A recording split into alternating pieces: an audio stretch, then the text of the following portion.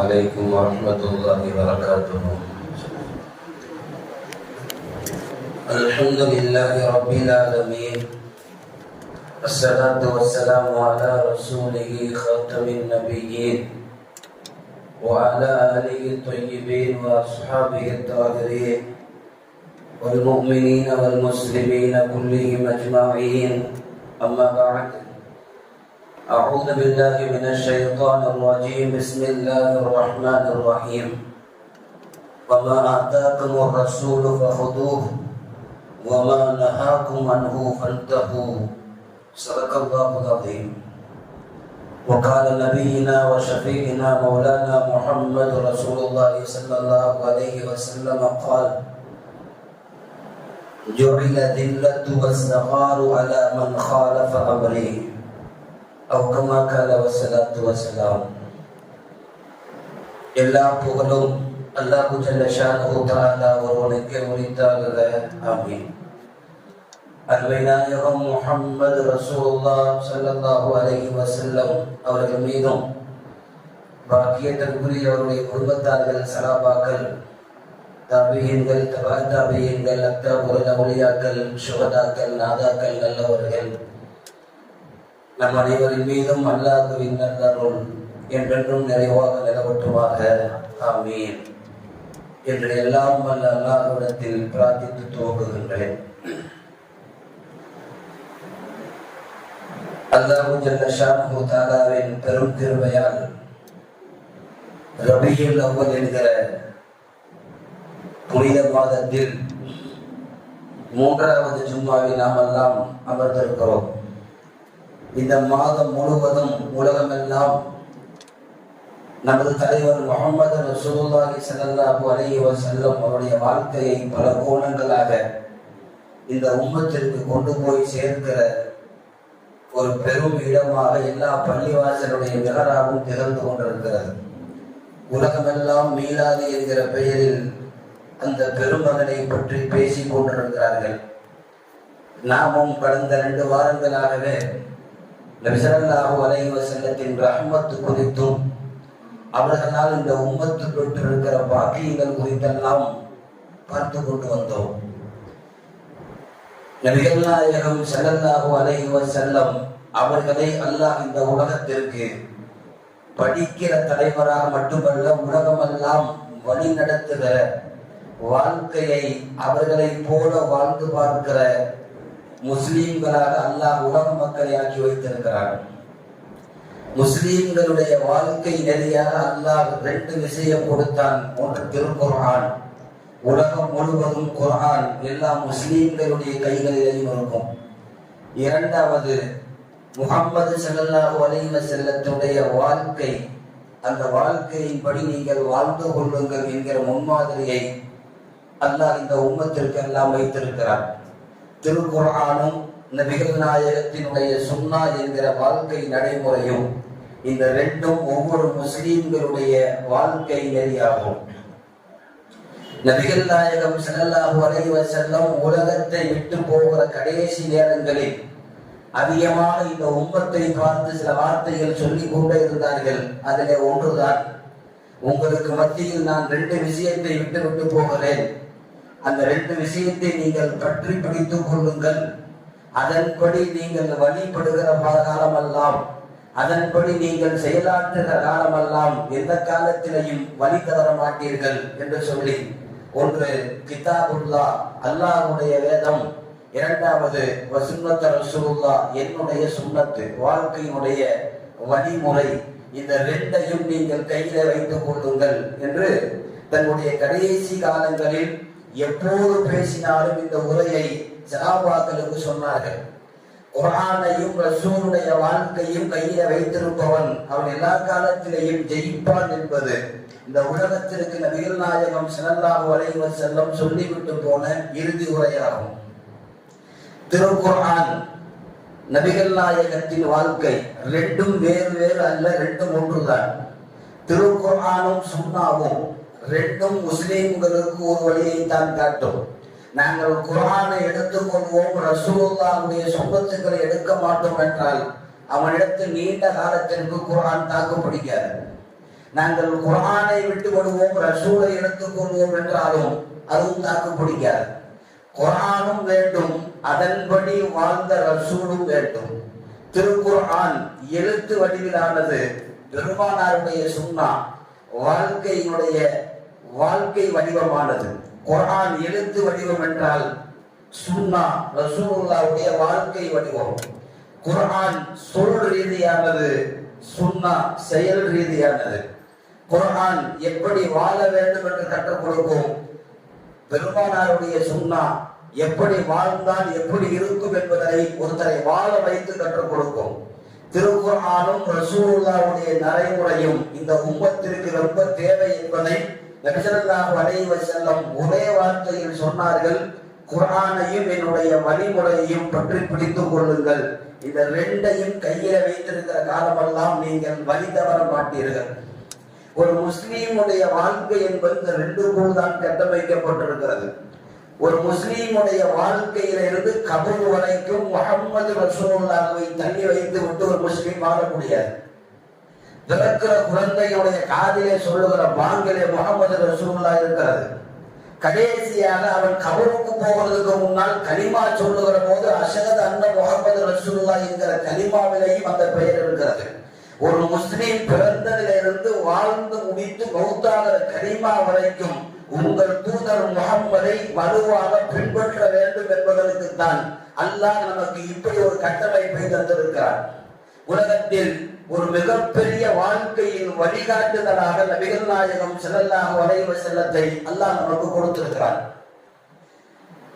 யாரும் எப்படி வாழலாம், எந்த கலாச்சாரத்திலையும் இருக்கலாம், பெரும் பெரும் கலாச்சாரத்தினுடைய விஷயங்களை உலகத்திற்கு சொல்லி கொடுக்கலாம். ஆனால் நபிகள் நாயகம் ஸல்லல்லாஹு அலைஹி வஸல்லம் சொல்லுகிறார்கள், நீங்கள் எந்த காலத்தில் வாழ்ந்தாலும் ஹைரு ஹதியு முஹம்மதின் ஸல்லல்லாஹு அலைஹி வஸல்லம், நீங்கள் எந்த காலத்தில் நாகரிகத்தில் வாழ்ந்தாலும் இந்த முஹம்மதினுடைய நடைமுறை தான் உங்களுக்கு அழகாகும்.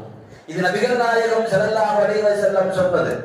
ஹுதுபாவிலும் கூட ஒவ்வொரு ஹுதுபாவிலையும் இதை ஓதித்தான் இமாம்கள் ஹுதுபாவை நிறைவு செய்வார்கள். உலகத்திலேயே அழகிய வாழ்க்கை, அழகிய நடைமுறை, அழகிய கலாச்சாரம் முஹம்மது ஸல்லல்லாஹு அலைஹி வஸல்லத்தை போல உலகத்திற்கு ஒரு நாகரிகத்தை எந்த தலைவரும் சொல்ல முடியாது. எத்தனையோ தலைவர்கள் உலகத்திற்கு வந்திருக்கிறார்கள், எத்தனையோ சமய தலைவர்கள் பேசி இருக்கிறார்கள், எத்தனையோ நீதி போதனை செய்யக்கூடிய மகான்கள் வந்திருக்கிறார்கள். இவர்கள் எழுதிய புஸ்தகத்தை வாசிக்கலாம், ஆனால் இவர்களை பார்த்து வாழ முடியுமா என்றால் முடியாது. இவர்கள் சொன்ன கருத்துக்களை கேட்டுக்கொள்ளலாம், புஸ்தகங்களை படிக்கலாமே தவிர இவர்களை வாழ்க்கையில் ரோல் மாடலாக எடுத்து பின்பற்ற முடியுமா என்றால் முடியாது.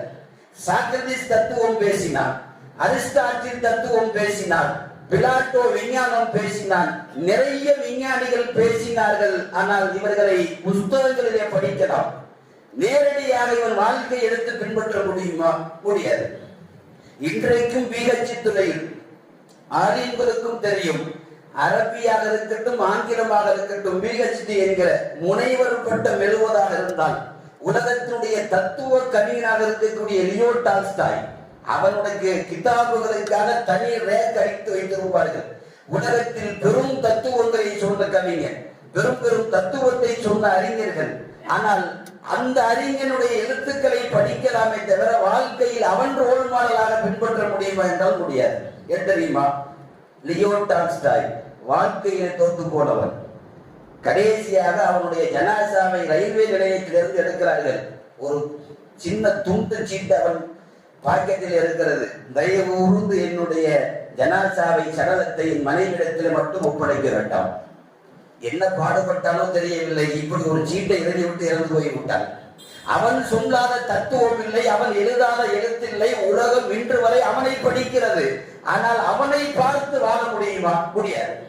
ஆனால் உலகத்திற்கு ஒரு தலைவர் பார்த்தும் படிக்கவும் முடியும், அவரை போல வாழவும் முடியும் என்றால் உலக வரலாற்றில் முஹம்மது ஸல்லல்லாஹு அலைஹி வஸல்லத்தை தவிர வேற எந்த தலைவரையும் நாம் சொல்ல முடியாது.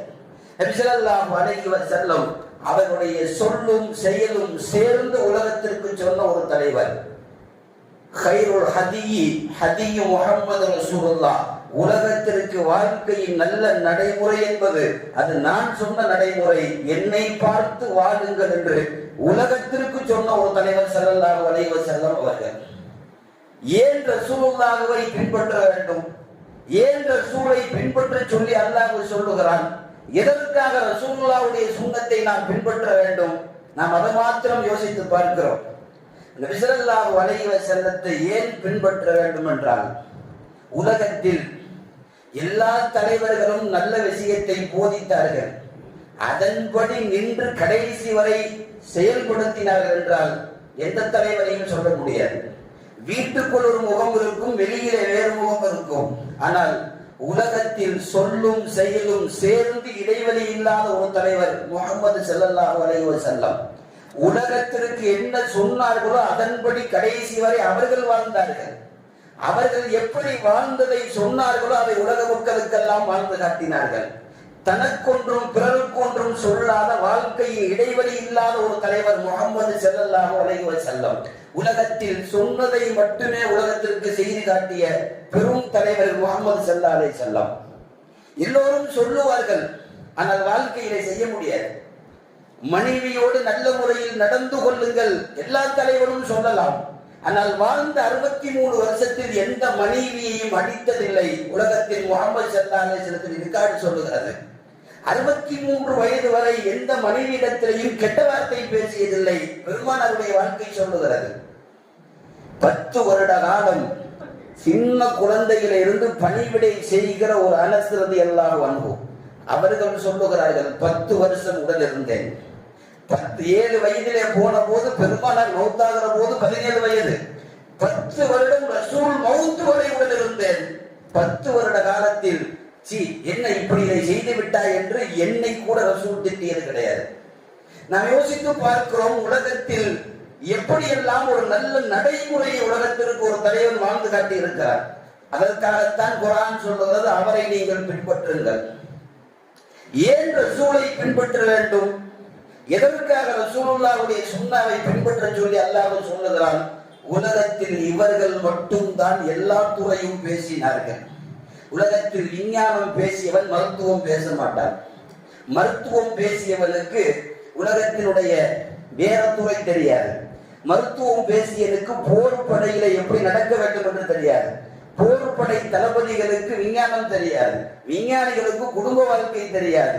ஆன்மீகம் தெரியாது. ஒவ்வொரு துறையில் ஒருவன் அங்கே வீரியம் பெற்றிருப்பான். ஆனால் உலகத்தில் எல்லா துறையிலையும் வீரியத்தோடு உலகத்திற்கு சொன்ன ஒரு தலைவர் முஹம்மது ஸல்லல்லாஹு அலைஹி வஸல்லம். அவர் தொடாத துறை இல்லை, தொட்டு பேசாத தலைப்பில்லை.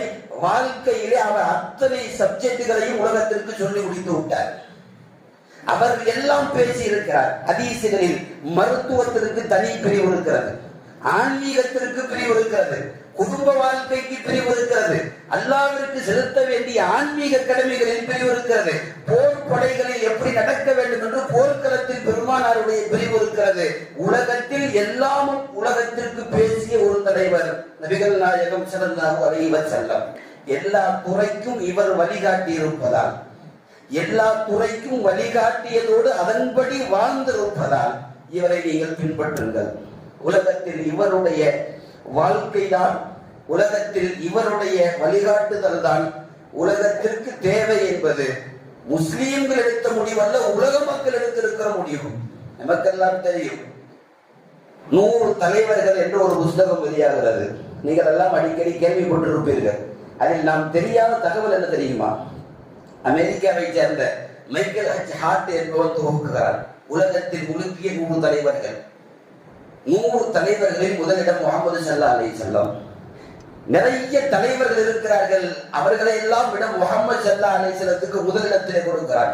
2வது இடம் சாக்ரடீஸ், 3வது இடம் இயேசு கிறிஸ்து என்றெல்லாம் அந்த புத்தகம் போகிறது. யாரோ போய் கேட்டார்கள், ஏன் முஹம்மதுக்கு முதலிடம், ஏன் அவருக்கு அப்படி கொடுத்தீர்கள்?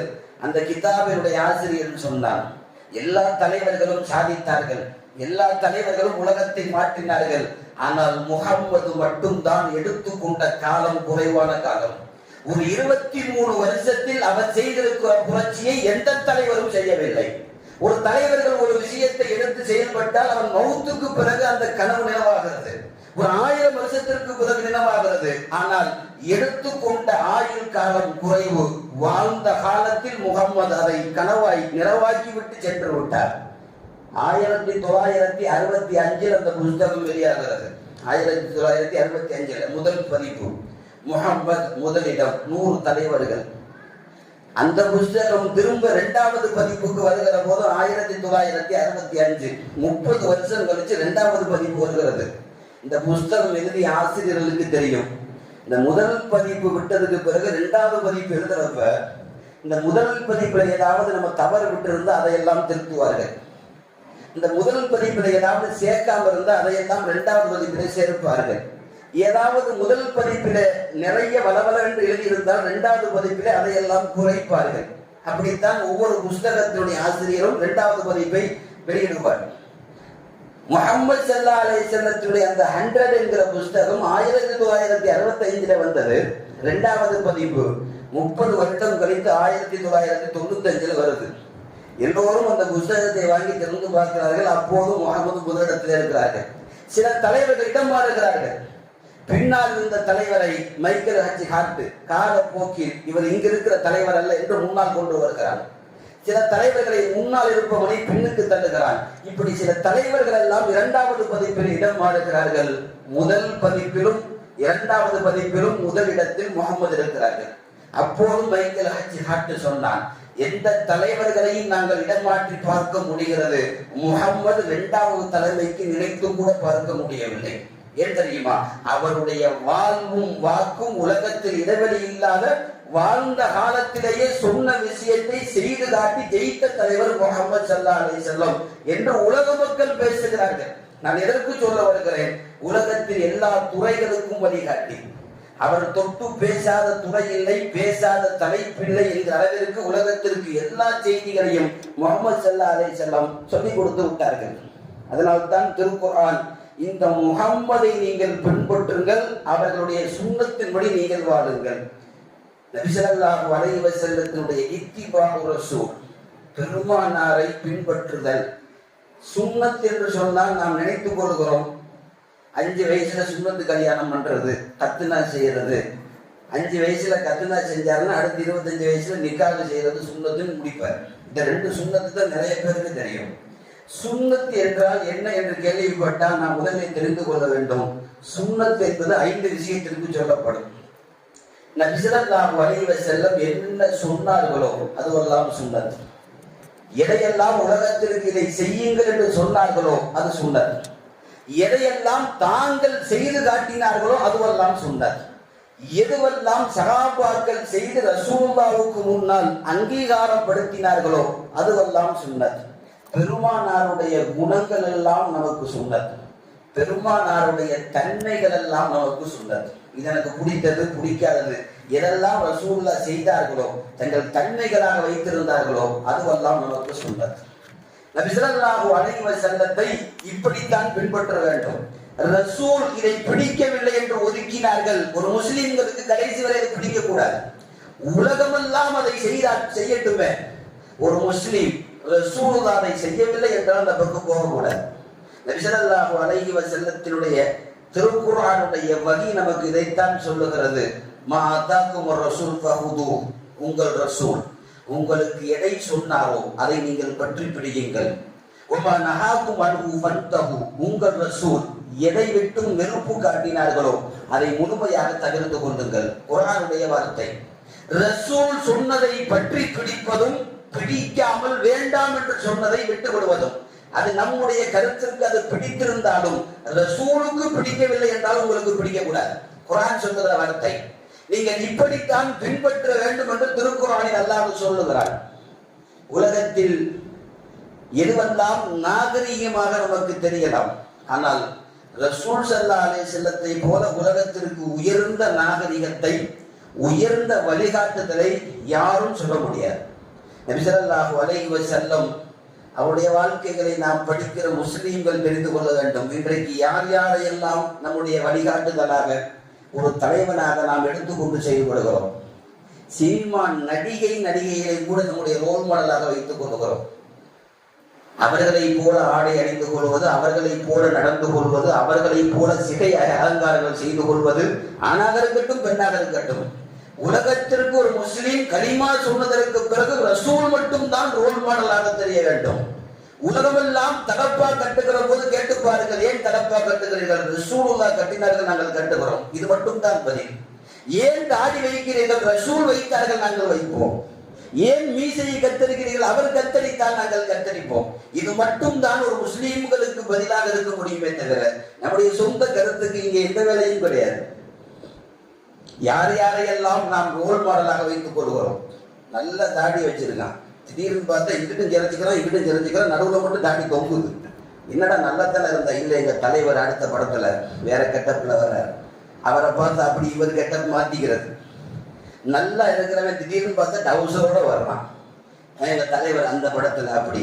நான் எதற்கு சொல்ல வருகிறேன், நடிகைகளை பின்பற்றுகிற கலாச்சாரம். அவனெல்லாம் வாழ்க்கையில தோற்று போனவன். எந்த நடிகனும் ஒரு வருஷத்துக்கு மேல குடும்ப வாழ்க்கையில ஒண்ணா இருக்க மாட்டான். பெரும்பாலும் அப்படி அல்ல. மவுத்து வரை எந்த மனைவியையும் கெட்ட வார்த்தை பேசாத, ஏன் முறைத்து கூட பார்க்காத ஒரு தலைவர். நாம் எந்த தலைவரை பின்பற்றுகிறோம் என்பதுதான் இங்கே பிரச்சனை. முஹம்மது ஸல்லல்லாஹு அலைஹி வஸல்லம் நமக்கான அழகு, நமக்கான பழமை, நமக்கான சுன்னத், அவர்களுடைய அங்கீகாரம் எல்லாம் அவர்களை பின்பற்றி நடக்கக்கூடிய சுன்னத்துகள் தான் இருக்கிறது. ரசூல் ஸல்லல்லாஹு அலைஹி வஸல்லத்தை மட்டும்தான் நாம் கண்ணை மூடிக்கொண்டு பின்பற்ற வேண்டும். சஹாபாக்கள் அப்படித்தான் இருந்தார்கள். நம்மளாம் இன்னைக்கு கேள்வி கேட்கிறோம் இல்லையா? பல கேள்வி கேட்டு ஆதாரம் கேட்டு கடைசியா அதை செய்யலாமா வேணாமான்னு டிஸ்கஷன் பண்ணிட்டு அப்புறமா கடைசியா பண்ணிக்கிறலான்னு ஒரு சுண்ணத்தை இருக்கிறோம் இல்லையா? சஹாபாக்கள் அப்படி அல்ல. கண்மூடித்தனமான, குர்ஆனில் வருகிறது வெறித்தனமான முஸ்லிம்கள். அவர்களை போல ரசூலை பின்பற்றுகிற ஒரு வெறித்தனமான சஹாபாக்களை அல்லாஹ் அவர்களுக்கு மட்டும் தான் கொடுத்தார். உமர் ரலியல்லாஹு அன்ஹு உம்ராவுக்கு வருகிற போது ஹஜ்ருல் அஸ்வத் கல், நம்மெல்லாம் இன்னைக்கு போனோம்னா எவ்வளவு கஷ்டப்பட்டு அந்த கல்லை தொடுறோம். அதை நெருங்குறதுக்கே ஒரு பெரிய ஒரு முஜாஹிதா பண்ண வேண்டியிருக்குது. ஒரு போர்க்களத்தில் நின்று கொண்டு ஜமானிக்கக்கூடிய அளவிற்கு அந்த கல்லை இருந்து வரும். உமர் ரலியல்லாஹு போய் ஹஜ்ருல் அஸ்வத் கல்லுல போய் நின்று பேசுறாங்க. இன்னி அஅலமு அன்னக ஹஜ்ருன், ஹஜ்ருல் அஸ்வத் கல்லே, நீ வெறும் கல்லுதான் என்று எனக்கு தெரியும், கல்லு மட்டும் தான் என்று எனக்கு தெரியும். லவ் தலர்ரு வலா தன்ஃபஹு, நீ எந்த மனிதனுக்கும் நீ நினைத்தால் நல்லதையும் செய்ய முடியாது, கெட்டதையும் செய்ய முடியாது. நீ ஒன்றும் ரப்பு இல்லை, நீ வெறும் கல்லு தான். ஆனால் உன்னை இந்த உமர் முத்தமிடுவதற்கு வந்திருக்கிறேன். ஏன் தெரியுமா? லவ்லா அன்னி ரஅய்து ரசூலுல்லாஹ் வகப்பலக மா தகப்பலதுக, பெருமானார் உன்னை முத்தமிடுகிறவாறு நான் பார்த்தேன். பெருமானாருடைய பஷாரத்தான் அந்த உதடுகள் உன்னை முத்தமிட்டது. ரசூல் முத்தமிட்டதால் நான் வந்து நிற்கிறேன். யோசித்து பார்க்கிறோம். ஹஜ்ருல் அஸ்வத் கல்லிடம் உமர் ரலியல்லாஹு பேசுகிறார்கள். ரசூல் செய்தால் நான் கண்ணை மூடிக்கொண்டு செய்வேன், வேற எதுவும் எனக்கு தெரியாது. ஒரு ரசூலுல்லாஹ்வை இந்த தரத்தில் தான் ஒரு முஸ்லீம் பின்பற்ற வேண்டும் என்று சஹாபாக்களுடைய வரலாறுகளை பார்த்து தெரிந்து கொள்ளுகிறோம். இப்னு உமர் ரலியல்லாஹு அன்ஹு, உமர் ரலியல்லாஹுடைய மகனார், அத்தாவுக்கு மேல் அவர். ஒரு நாள் குதிரையில போயிட்டு இருக்கிறப்ப திடீர்னு அவங்க குதிரையை விட்டு இறங்கி இப்படி குனிஞ்சிட்டு போனாங்க. ஒண்ணுமே இல்லை, ஏதாவது இடிக்கிறது மாதிரி ஏதாவது ஒரு பலகை ஒரு நிலக்கட்டை இருந்தா குனியலாம். திடீர்னு ஒருத்தர் குனிஞ்சிட்டு போனாருன்னா பக்கத்துல உள்ள சஹாபாக்கெல்லாம் கேட்டாங்க, ஒன்னும் அப்படி ஒண்ணு இடிக்கிற மாதிரி ஒண்ணு இல்லையே, நீங்க என்ன குனிஞ்சிட்டு போறீங்களே?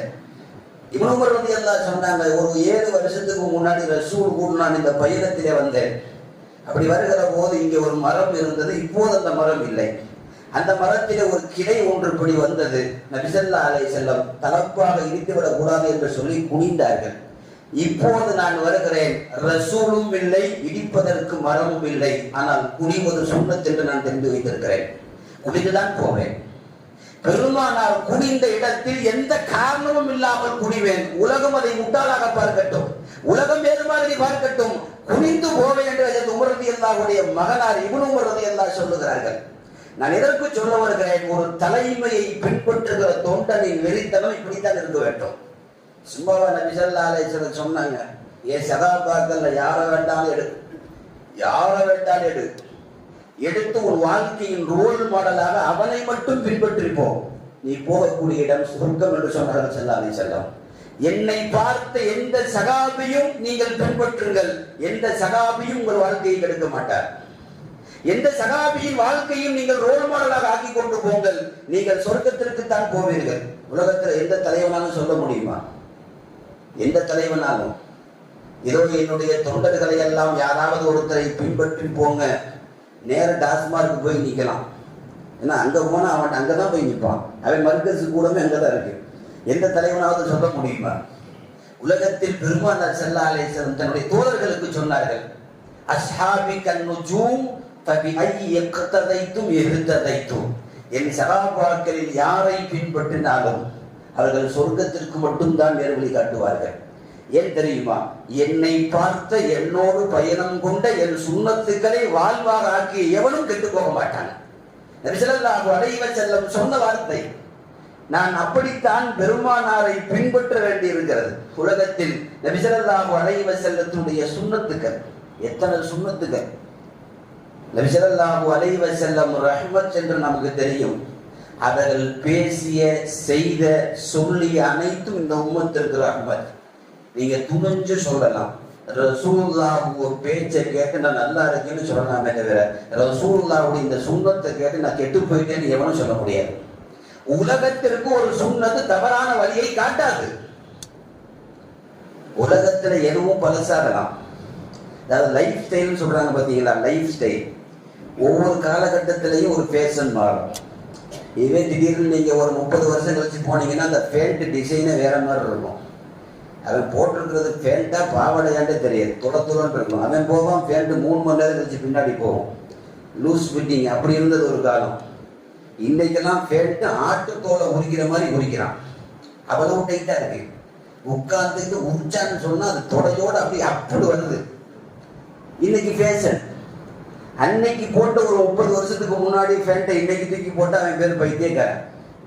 யார் சைஸா இருக்காரு, பேண்ட்டே ஒரு மாதிரி இருக்கு, கொஞ்சம் உஷாரா இருந்துக்கணும் அப்படின்னு சொல்லுவோம். ஒரு காலத்தில் ஒருவன் காட்டிய லைஃப் ஸ்டைல் உன்னத காலத்திற்கு ஒத்து வராது. இன்றைக்கு இருக்கிற இந்த லைஃப் ஸ்டைல் ஒரு 30 வருஷம் தாண்டுகிற போது அது ஒத்து வராது. அப்ப எல்லாம் பேண்ட் போட மாட்டான் போல இருக்கு. இப்பயாவது உமிச்சு எடுக்கிறான், அப்ப போடவே மாட்டான்னு நினைக்கிறேன். ஏன்னா அந்த மாதிரி போயிட்டு இருக்கு. நாம் யோசிக்கிறோம், ஒரு 1400 ஆண்டுகள் இல்லை, இன்னமும் 2000 ஆண்டுகளுக்கு நீங்கள் போனாலும் ரசூலுடைய சுன்னத்தில் நீங்கள் பழமையை பார்க்க முடியாது. என்னப்பா இன்னமும் போயிட்டு விஸ்வாக்கு போட்டுக்கிட்டு இந்த மாதிரி கரண்டைக்கு மேல ஆடை ஊத்திக்கிட்டு எவனும் சொல்ல மாட்டான். உலகத்தில் ரசூலுல்லாஹ்வுடைய சொல்லுக்கு அல்லாஹ் அப்படி ஒரு ஈர்ப்பு வைத்திருக்கிறார். வேண்டுமென்றால் உலகம் ரசூலை தேடி வருமே தவிர ஒரு முஸ்லிம், ஒரு உண்மையான முஸ்லிம் வேறு ஒரு கலாச்சாரத்திற்கு போக மாட்டான். கத்னா செய்து கொள்ளுங்கள் என்று பேசிய காலத்தில் உலக மக்கள் சிரித்தார்கள். ஏன் ஒரு 14 நூற்றாண்டுகள் வரைக்கும் கூட அந்த சிரிப்பு சத்தம் அடங்கவில்லையே. இன்னும் முஸ்லீம்கள் கத்னா செய்து கொள்கிறார்கள்.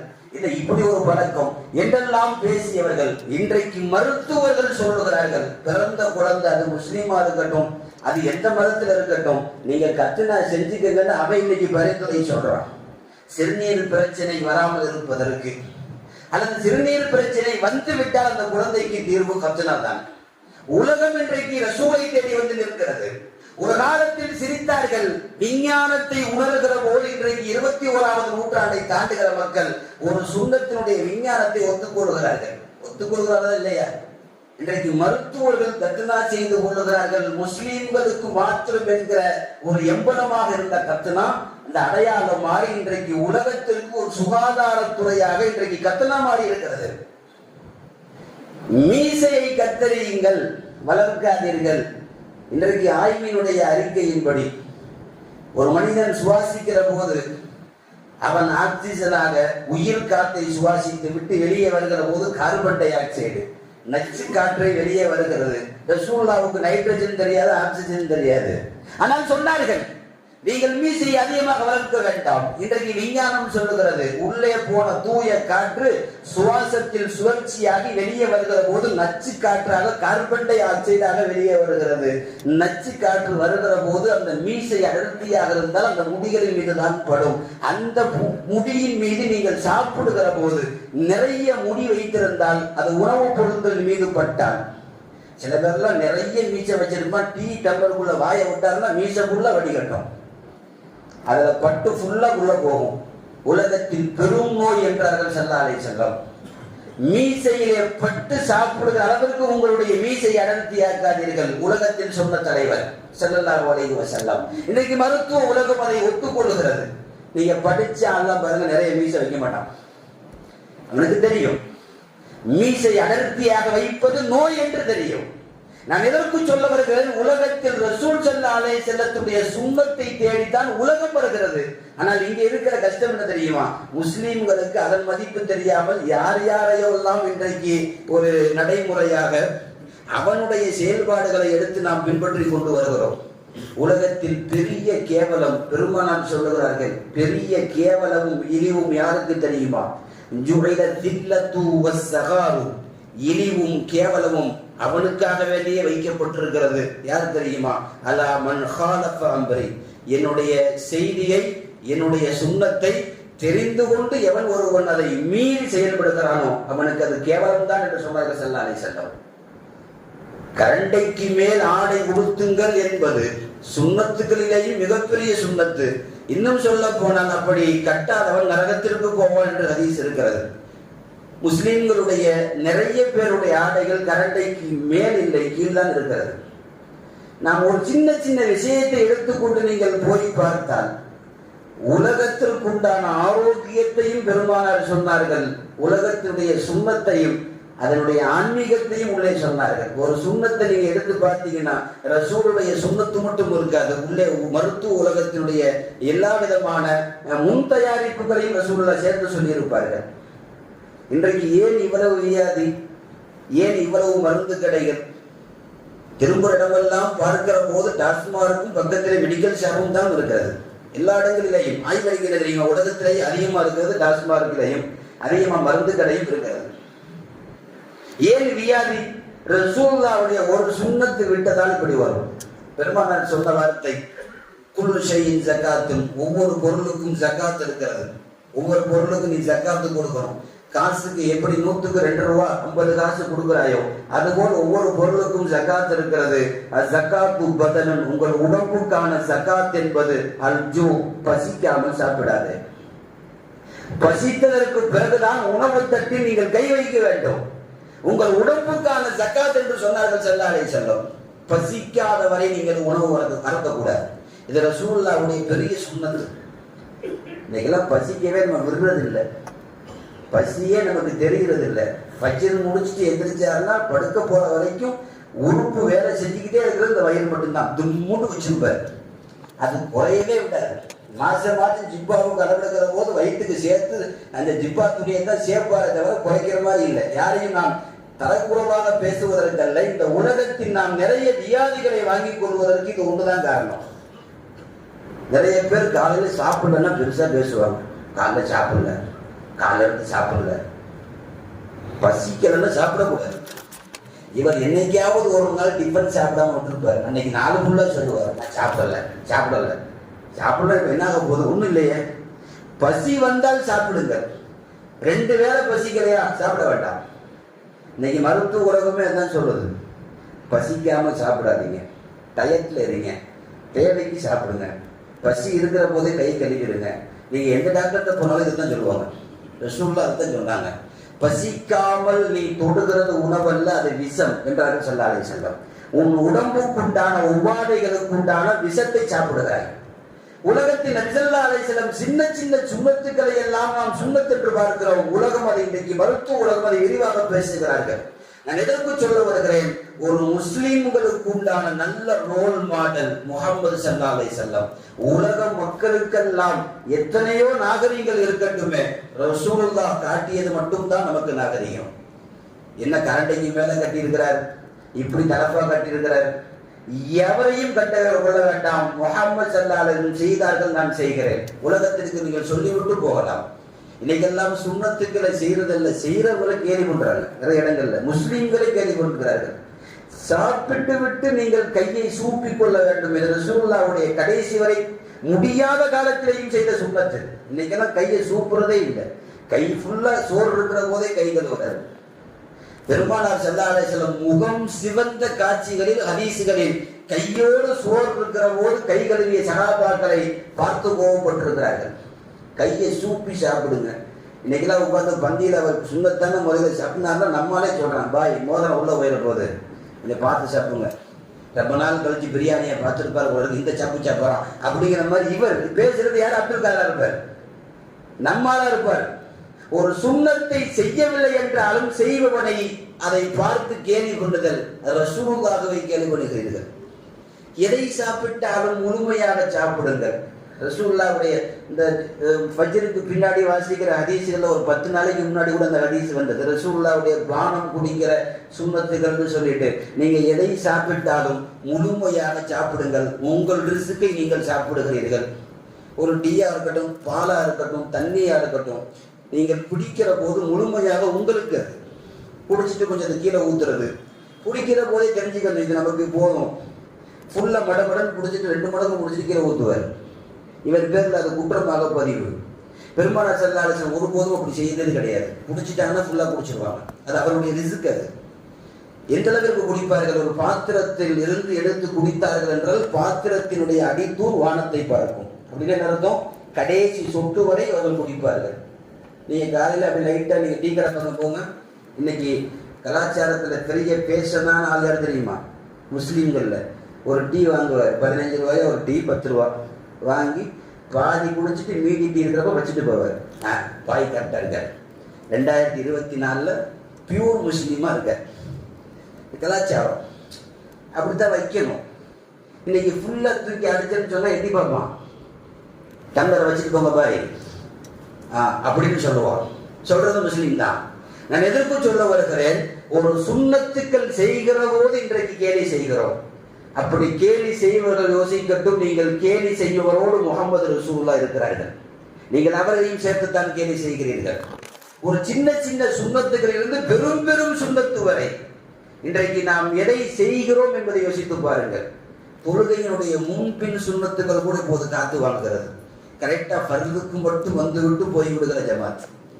முன் சுண்ணத்தும் இல்லை, பின் சுண்ணத்தும் இல்லை. 1:15 தொழுகன்னா 1:14 வரைக்கும் பள்ளிவாசல் வெறும் திடல் மாதிரி இருக்கும். 1:15 இகாமத்து சொல்லுகிற போது பின்னாடி 3 சஃப் நிற்கும். எங்கிருந்து வருதுன்னு தெரியாது.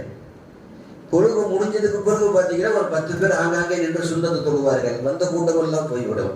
நாம் தொழுகையின் சுண்ணத்துக்களை ரசூலுல்லாஹ் தொழுகையை போல தொழுகாமல் விட்டால் உலகத்தில் யார் தொழுவது? தொழுகையினுடைய சுண்ணத்தே வரவில்லை என்றால் வேற பிற சுண்ணத்துக்களை எப்படி பேச முடியும்?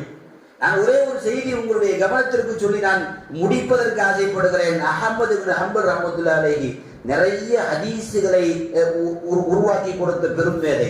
4 இமாம்கள் மதுஹபுகளை கட்டமைத்த 4வது மதுஹபினுடைய ஆசிரியர் அஹ்மது இப்னு ஹம்பல் ரஹ்மத்துல்லாஹி அலைஹி. அவர் எழுதியதுதான் முஸ்னத் அஹ்மத். கிட்டத்தட்ட 30,000க்கு மேல் நபிமொழி தொகுப்பு. அவருடைய வரலாறு பேச வேண்டும் என்றால் நிறைய பேச வேண்டும். அவருடைய ஹதீஸ் படி எழுதுகிறார்கள், ரசூலுல்லாஹ்வுடைய ஹதீஸை திரட்டுவதற்கு மட்டும் உலகத்தை 2 முறை சுற்றி வந்த ஒரு இமாம். உலகத்தையே 2 முறை சுற்றிய இமாம். ஹதீஸை தேடி தேடி அலைகிறார். முஸ்னத் அஹ்மதினுடைய தொகுப்பில் 30,000 ஹதீஸுகளை கொண்டு வந்து சேர்த்து அவர் எழுதுகிறார். ஒவ்வொன்றையும் எழுதுகிற போது சொல்லுவாராம், ரசூலுல்லாஹ்வுடைய சுன்னத்து என்கிட்ட இருக்கு, ரசூலுல்லாஹ் இதை செய்தார்கள், நான் செஞ்சுட்டு இருக்கேன், இந்த சுன்னத்து என்கிட்ட இருக்கு, ரசூலுல்லாஹ் இதை செய்யல, என்கிட்ட இல்ல. 30,000 ஹதீஸுகளையும் ரசூலுல்லாஹ் சொல்லுகிற ஒவ்வொரு விஷயத்தையும் என்னிடம் இருக்கு இருக்கு என்று சொல்லியே பதிவு செய்தார்கள். ஒரு ஹதீஸ் இடையில வருகிறது, நபி ஸல்லல்லாஹு அலைஹி வஸல்லம் பிறை 17, பிறை 19, பிறை 21 இவைகளில் ஹிஜாமா செய்தார்கள், ரத்தம் குத்தி எடுத்தார்கள். ஒரு பாடம் ரசூலுல்லாஹ் ரத்தம் குத்தி எடுத்தார்கள், நிறைய நோய்களுக்கு அது ஷிஃபா இருக்கிறது என்று சொல்லி ஒரு பாடம் இருக்கிறது. ரத்தம் குத்தி எடுக்கிறது, ஹிஜாமா செய்கிறது. இந்த பாடத்தை எழுதுகிற போது இமாம் யோசிக்கிறார், ஹிஜாமாவா, ரத்தம் குத்தி எடுப்பதா? அதுவரை அவர் ஹிஜாமா செய்ததும் இல்லை, செய்கிற பழக்கம் அந்த ஊரிலும் இல்லை. பக்கத்து ஊரிலேயும் இல்லை. ஹதீஸிலே ஹிஜாமா செய்தார்கள் என்று வருகிறது. பேனாவை மூடி வைத்து விட்டார். ஹதீஸை தொகுக்கல, சரியான ஹதீஸ் வைத்து விட்டு போகிறார். நபி ஸல்லல்லாஹு அலைஹி வஸல்லம் ஹிஜாமா செய்தார்கள். பிறை 17 ஹிஜாமா செய்தார்கள். ஆட்டு கொம்பிலே தன்னுடைய முதுகிலே குத்தி ரத்தம் குத்தி எடுத்தார்கள். எடுத்தவனுக்கு கூலியாக இத்தனை திருகம் காசு கொடுத்தார்கள் என்கிற இந்த ஹதீஸை படித்து விட்டு போகிறார். பக்கத்து ஊரிலேயும் ஹிஜாமா செய்கிற பழக்கம் இல்லை, அடுத்த ஊரிலும் இல்லை, அடுத்த நாட்டிற்கு போகிறார். அவர் முஸ்னத் அஹமது இப்னு ஹம்பல் ரஹ்மத்துல்லாஹி அலைஹி அடுத்த நாட்டிற்கு போய் ஹிஜாமா செய்கிற பழக்கம் உள்ளவனை கூப்பிட்டு, பிறை இத்தனை நாள் வரை நான் இங்கே இருப்பேன், இந்த நாளில் தான் ரசூலுல்லாஹ் ஹிஜாமா செய்தார்கள், அந்த பிறை வரை இருந்து அதற்கு பிறகு அதே போல ஒரு கொம்பு கொடுத்து இந்த இடத்திலே குத்தி ரத்தத்தை எடு என்று சொல்லி ரசூலுல்லாஹ் கொடுத்ததை போல அவர்களுக்கு ஹதியா கொடுத்து விட்டு மீண்டும் வந்து முஸ்னத் அஹ்மதில் அந்த ஹதீஸை எழுதி கொண்டே சொல்லுகிறார். இந்த சுன்னத்தும் என்னிடம் இருக்கிறது, இந்த சுன்னத்தும் என்னிடம் இருக்கிறது. நாம் யோசித்து பார்க்கிறோம், வெறித்தனமான முஸ்லிம்கள் அன்றைக்கு இருந்தார்கள். அந்த முஸ்லிம்கள் தான் இன்றைக்கு தேவை. நீங்கள் எந்த நடிகரையும் நீங்கள் பார்க்கலாம், வாழ்க்கையில் பின்பற்ற முடியாது, பின்பற்றக்கூடிய அளவுக்கு அவர்கள் யோகியனும் இல்லை. ஆனால் உலகத்தில் ஒரு நடைமுறை உலகமெல்லாம் நல்லது என்று சொல்லும் என்றால் ஹதி முஹம்மது ஸல்லல்லாஹு அலைஹி வஸல்லம், அது ரசூலுல்லாஹ்வுடைய சுன்னத்துக்கள் தான் என்பதை நாம் யோசித்து பார்க்க வேண்டும். தலையிலே துப்பி போடுதல் இருந்து காலிலே செருப்பு போடுகிற வரை சுன்னத் என்று நீங்கள் நினைத்தால் மட்டுமே அதை செய்ய முடியும். விட்டு விட்டால் நஷ்டமடைய போவது தனி மனிதனாக இருக்கிற நீங்கள் தான் தவிர முஹம்மது ரசூலுல்லாஹ்வுடைய எந்தவித தீனுக்கும் எந்த விதமான குறைபாடும் வந்துவிடாது என்பதை வருங்கால சந்ததிகள் பார்த்து நடந்து கொள்ளட்டும். எல்லாம் அல்ல இறைவன் பெருமானாருடைய சுன்னாக்களை முழுமையாக பின்பற்றுகிற நல்ல பாக்கியத்தை அல்லாஹ் எல்லோருக்கும் தருவானாக. ஆமீன். வாஹ்ரு தஅவா அல்ஹம்துலில்லாஹி ரப்பில் ஆலமீன்.